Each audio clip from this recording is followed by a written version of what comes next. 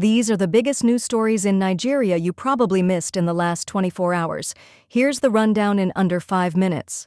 Tinubu names Dangote, Otedola, Abdulsamad, and Ovia as Nigeria's 4 wise men of the economy.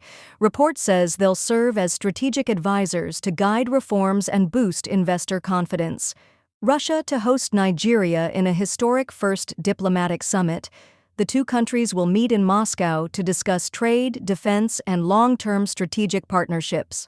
Nigerian tech queen Sapphire Egemasi faces 20 years in U.S. prison. She's accused of helping run a $5 million cyber fraud ring that targeted American companies. VeryDarkMan accuses Prophet Jeremiah of inciting violence.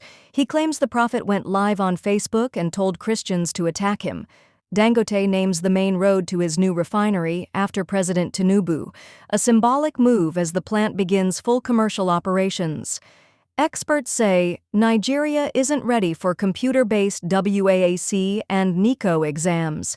They cite poor infrastructure, power issues, and limited digital access across schools. Gunmen killed 2 police officers in Kwara. An assistant superintendent and an inspector were ambushed on patrol, and no arrests have been made yet. Transport fares spike as Lagos-Ibadan expressway gridlock worsens. Passengers are now paying double as traffic delays stretch for hours. Lagos bans single-use plastics. The government says enforcement starts immediately with fines for violators. 9 mobile under investigation for owing 1 billion naira in advertising debt. Regulators say the probe has begun and asset seizures are possible. Edo State cracks down on bars and lounges without permits. Owners must now present valid development approvals or face shutdown. A Nigerian man walks free after 8 years in prison with no trial. Human rights groups say it's another example of Nigeria's broken justice system. Governor Umo Eno of Akwa Ibom defects to APC. His defection is expected to shake up regional politics in the South-South. Pastor Toby Adegboyega reveals he battled cancer.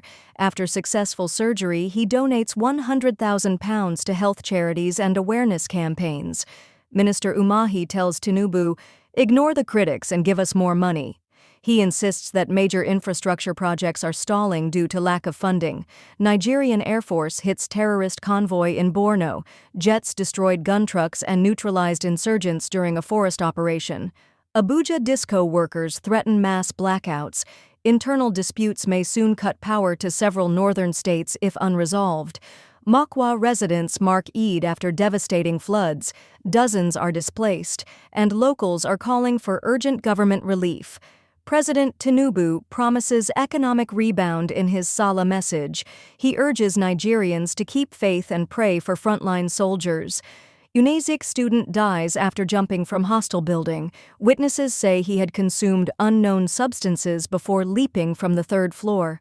Napoli rejects Al Hilal's €100 million bid for Victor Osimhen.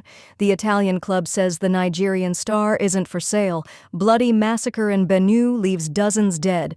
Survivors say security forces arrived too late as gunmen raided their village overnight. For quicker headlines, check the description for our TikTok and Instagram links. We break news in 60 seconds flat every day. That's your full Nigeria update for today. Tap back in tomorrow and stay plugged in.